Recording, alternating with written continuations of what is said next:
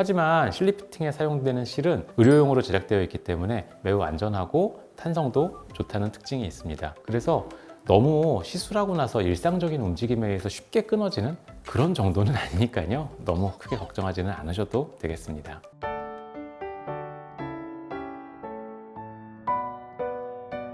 안녕하세요. 닥터연아 이민영 원장입니다. 팔자주름은 마치 팽팽했던 천이 시간이 지나면서 주름이 지고 늘어지는 것과 같습니다. 처음에는 작은 주름이지만 피부 탄력 저하와 볼륨 감소가 지속되다 보면은 이러한 주름들이 더 깊고 뚜렷하게 자리를 잡게 되죠. 그리고 이런 문제는 단순히 미용적인 문제를 넘어서 표정과 인상을 크게 바꿔놓게 되는데요. 그러한 때문인지 많은 분들이 이에 대한 개선을 위해서 여러 동안 시술들을 계획하시고 계십니다. 그런데 팔자주름은 앞에서 설명드린 대로 다양한 원인에 의해서 발생하다 보니까 이러한 원인 자체에 접근하지 못하게 될 때는 기대 효과가 미미하게 될 수 있습니다. 또한 내가 원했던 것과는 크게 다른 결과가 나타나서 당황스러운 상황이 생길 수도 있어요. 팔자주름 시술은 주름의 원인에 따라서 접근법이 달라져야 합니다. 오늘은 팔자주름이 왜 생기고 어떻게 교정해야 되는지 알려드릴 테니까 영상을 끝까지 시청해주세요. 우선 팔자주름은 크게 두 가지 원인에 의해서 발생하게 됩니다. 나이가 들면서 피부에 있는 피하 지방 부분들이 빠지게 되면서 얼굴 중안면부의 볼륨이 꺼지게 됩니다. 그리고 볼륨이 꺼지게 되면은 지지대가 부족해지면서 팔자주름 자체가 더욱 깊어지게 되죠. 이때는 많은 분들이 알고 계신 필러 시술, 볼륨을 채워주는 것이 도움이 될 수 있습니다. 팔자주름 필러는 꺼진 부분에 겔 형태의 물질을 필러를 주입하는 일종의 미용 시술입니다. 그리고 이때 사용되는 히알루론산 제품은 몸속에 있는 성분들과 동일하다는 특징이 있기 때문에 보다 안정성 있는 접근이 가능하기도 하고요. 그런데 팔자주름 부위는 움직임이 꽤 많은 부위에 속하게 돼요. 그러다 보니까 지나치게 많은 용량을 주입하게 되면은 필러가 제자리에 제대로 자리 잡지 못하는 것뿐만이 아니라 이거 자체가 원치 않는 곳으로 이동하면서 피부 표면이 오히려 약간 울퉁불퉁한 느낌? 원하지 않는 부분이 불룩한 느낌으로 변형이 될 수가 있어요. 따라서 팔자주름 필러를 주입할 때에는 입의 움직임에 의해서 이동되는 범위를 적게 하기 위해서 적당한 용량을 조금씩 소량씩 나누어서 주입을 하게 돼요. 그리고 팔자주름은 얼굴에 동맥이 좀 지나가는 혈관들이 지나가고 있는 부위이기 때문에 마취를 통해서 혈관을 좀 수축시키는 경우들, 압력으로 혈관을 좀 눌러주면서 혈관 쪽으로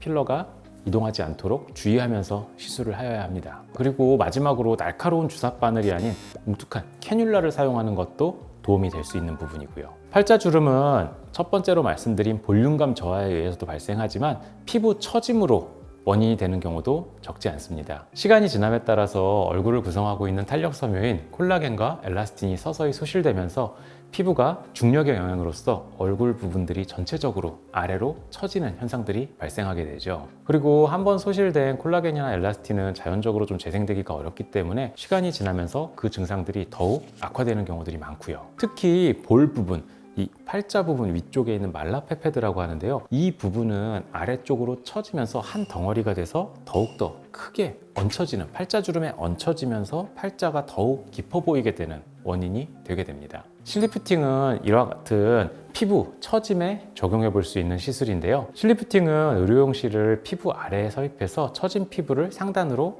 당겨 올려주는 시술입니다. 그리고 피부를 단순히 당기기만 하는 것이 아니라 진피층에 미세한 손상을 내고 이를 치료하기 위한 섬유 조직의 생성을 유도하게 되기 때문에 처진 피부가 리프팅됨과 동시에 고민이 되는 피부 부위에 탄력이 회복되는 효과를 함께 기대해 볼 수 있습니다. 뿐만 아니라 해당 시술에 사용되는 실은 몸속의 대사 과정에 의해서 자연스럽게 분해되고 흡수되기 때문에 피부 속에 잔존물이 거의 남지 않는다는 장점도 있고요. 한마디로 안정성 있는 접근이 가능한 방법인 거죠. 그런데 많은 분들이 실리프팅이라고 하면은 시술 후에 실이 끊어지면 어떡하지? 이런 걱정도 좀 하세요. 하지만 실리프팅에 사용되는 실은 의료용으로 제작되어 있기 때문에 매우 안전하고 탄성도 좋다는 특징이 있습니다. 그래서 너무 시술하고 나서 일상적인 움직임에 의해서 쉽게 끊어지는 그런 정도는 아니니까요. 너무 크게 걱정하지는 않으셔도 되겠습니다. 단 입을 좀 크게 벌려서 웃거나 하품을 할 때 피부 조직에 걸려있는 그 실에 돌기들이 여러 개가 있기 때문에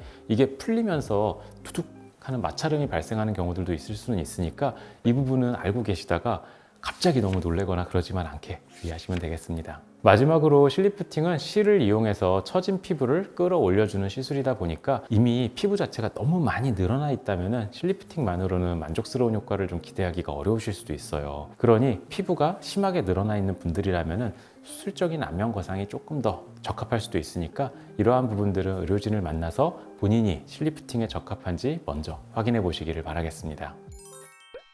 팔자 필러와 실리프팅은 비수술적 방법으로 진행되기 때문에 비교적 부담이 적다는 특징이 있습니다. 하지만 여기서 중요한 점은 나의 팔자주름의 상태, 원인, 이것에 맞는 방법을 선택해야 한다는 것에 있죠. 팔자주름은 얼굴 중안면부에 위치해 있기 때문에 작은 변화만으로도 인상이 크게 달라질 수 있어요. 그러니 짙은 팔자주름 때문에 스트레스를 받고 계시다면 경험이 풍부한 성형외과 전문의와 상담을 통해 시술을 계획하시기 바라겠습니다. 오늘 영상이 팔자주름에 대한 개선을 원하시는 분들께 도움이 되었기를 바랍니다. 만일 더 궁금한 점이 있으시다면 댓글을 통해 질문해 주세요. 친절히 답변해 드리겠습니다. 지금까지 닥터연아 이민영 원장이었습니다. 감사합니다.